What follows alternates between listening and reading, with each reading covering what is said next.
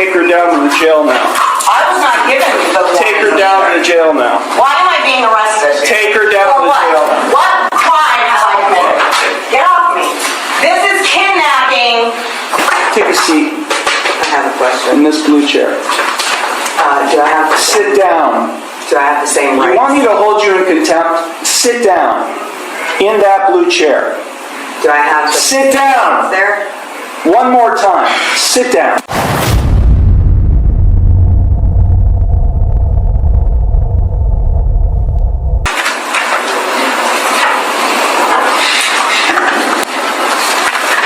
Court is now on the record in the City of Conneaut versus Amber McHenry, 24 TRD 819.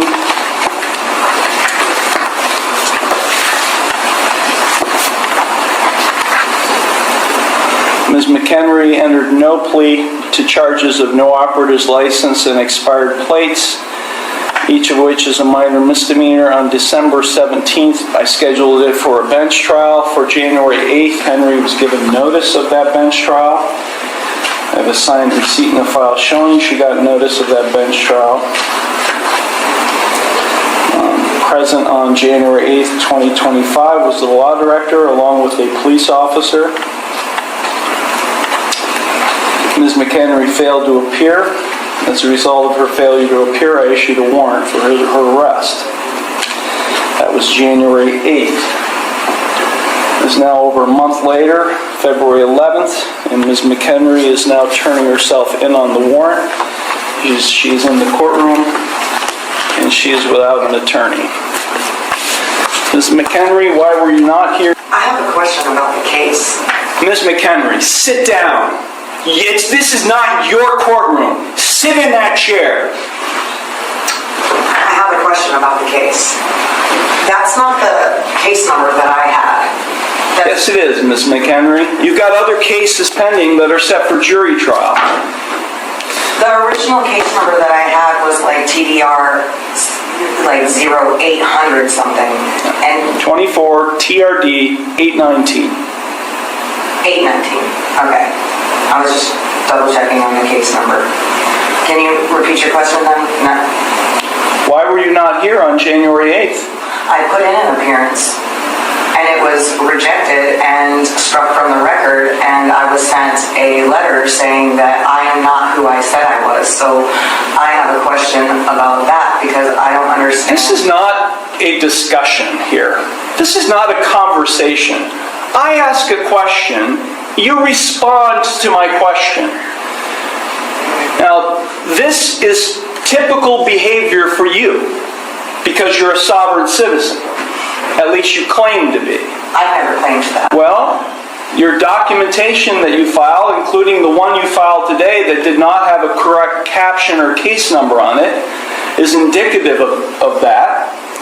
So let me ask you, Ms. McHenry, again, why were you not physically, personally present in the courtroom on January 8th for your trial?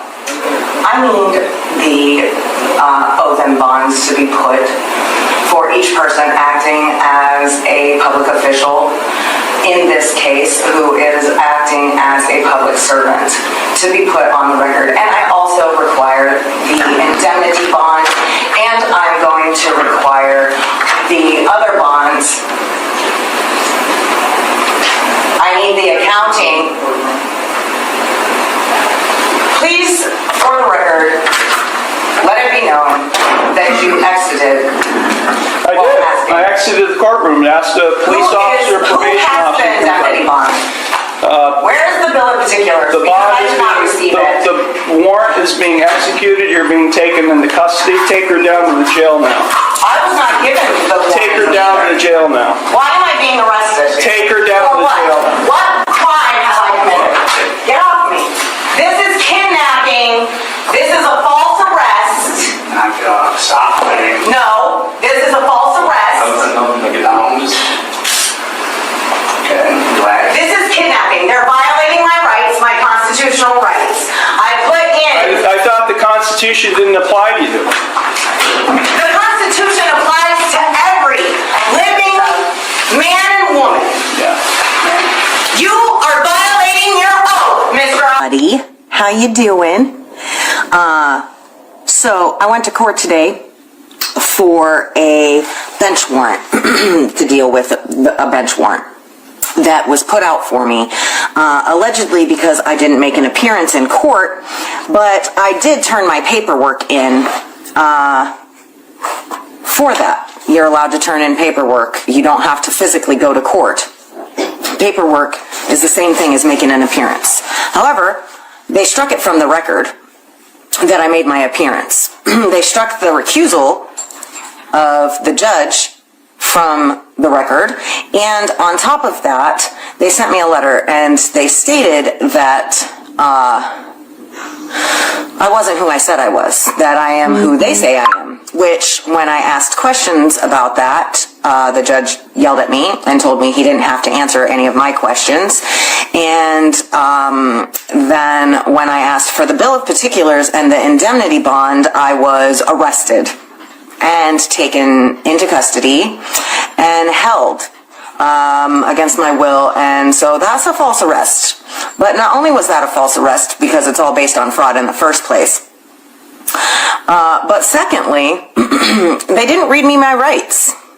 I wasn't read my rights by the judge in the court, and I also wasn't read my rights when I was arrested. Also, they did not tell me what my charges were.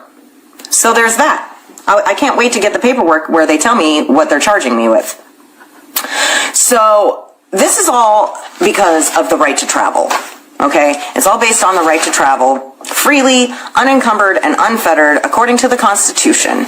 Now, I'm going to pull up some stuff for you because people need to know what the truth is, and they're not going to really know unless I actually physically show them, because you guys, you're not going to do the research. Right? You don't really care. You're just going to tell me I'm crazy and nothing that I say makes sense. You can replay all of this later because it's alive now, but they hold it up for 30 days, and you can write down all of these things if you want to. There's benchmark cases that all deal with all of this stuff, but we'll start with Ohio Revised Code. I was threatened with retaliation for threatened and retaliated against. They were trying to coerce me into basically doing business with the state of Ohio, which I don't have anything to do with. I'm not a state of Ohio resident, okay? Under section 2905, hold on, you have to have your own personal, private license plate. You should go through the Department of Transportation, or you can get your own whatever, or just not even have a plate at all. Just remove it completely.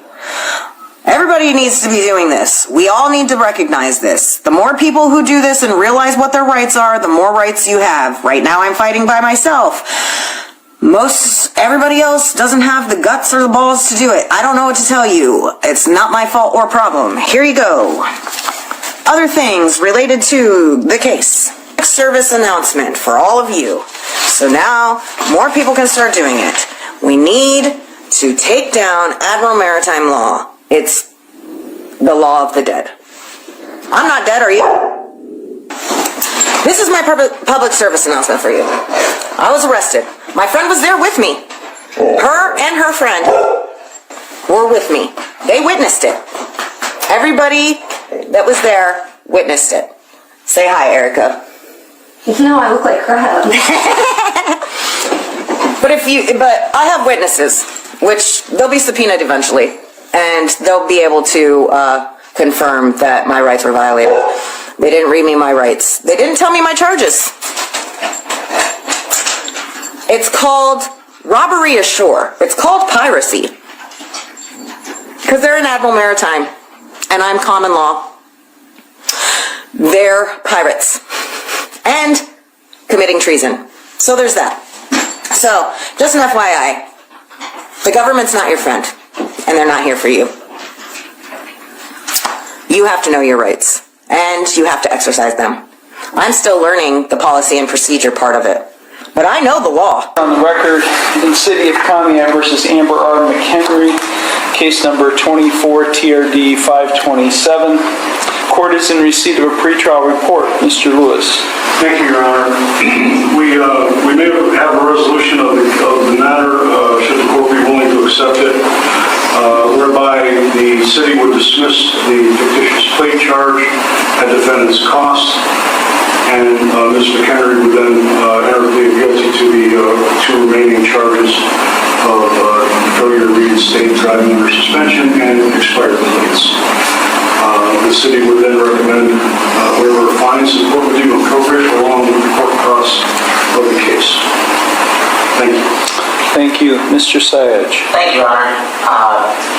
I did convey the offer from law director Lewis to my client, Ms. McHenry, after extensive talks and going over what she would be waiving today. She has decided today that she would take the plea offer along with the state's recommendation of just court costs and fines. Okay, Ms. McHenry, it's my understanding today that you wish to change, you originally entered no plea to charges of failure to reinstate an unclassified misdemeanor and expired plates, a minor misdemeanor. You wish to enter guilty pleas to those two charges.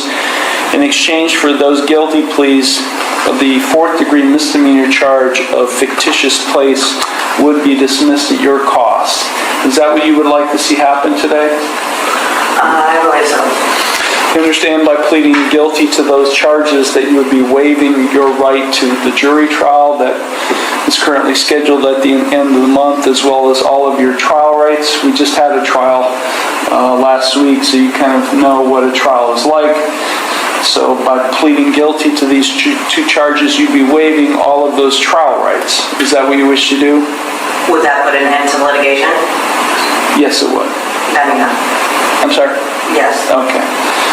Also, you are represented by Mr. Sayed. Have you had sufficient time to consult with him, and are you satisfied with his counsel? Yes.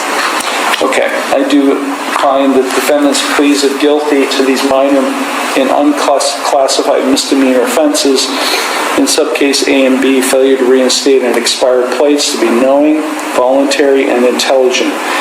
The court will accept the guilty pleas to those two charges, and I will therefore find her guilty of those offenses. I will dismiss at the defendant's cost the fictitious plates charge in subcase. So, Ms. McHenry, I did not impose community work service. I could have. I did not impose a Class 7 license suspension. I could have on the failure to reinstate charge. I've just given you a fine and cost, although I'm ordering you to provide proof of insurance on the vehicle you're driving that day. If you're not able to provide to the clerk proof of insurance on the vehicle you're driving that day, you are subject to what we call a non-compliance suspension with the Bureau of Motor Vehicles. I guess what I'm saying, Ms. Kennedy, I could have sentenced you in a much more severe way. I did not.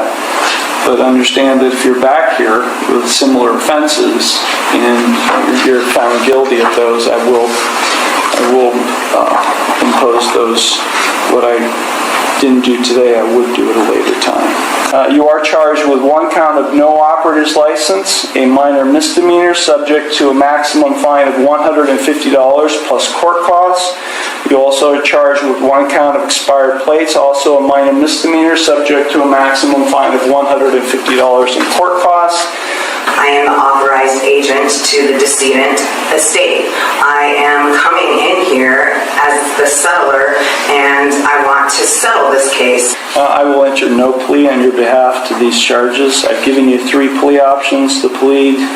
No, I do not recognize anyone in this court. Okay, well... I don't recognize you or the bailiff or anybody else in this court. Then I'm just going to surrender the person to the court because I'm not coming back. I don't know what that means. You do know what that means. I don't know what that means. I am not the ens legis, non de guerre. I've been practicing law for 36 years, and what you've just said to me has no meaning to me whatsoever. So let me say it one last time, because we have other cases to handle today. If you don't leave the courtroom and go to the clerk's window and give a trial date, which is what I'm scheduling in this case, I will hold you in contempt of court and I'll have you arrested. You either go to the clerk's window now and get a trial date, or I'll have you taken into custody now. You got it?